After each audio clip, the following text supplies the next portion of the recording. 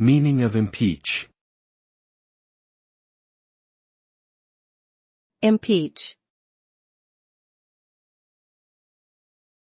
Impeach. Impeach.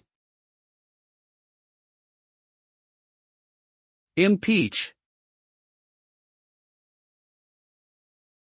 The term impeach refers to the process of formally accusing a public official, usually a high-ranking one such as the president or a judge, of wrongdoing or malfeasance while in office.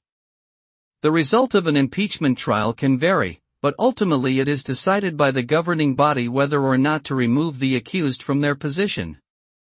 In the case of a presidential impeachment, the Senate serves as the jury and a two-thirds majority vote is needed for conviction and removal from office. Impeachment is a serious and rarely used tool for holding powerful officials accountable.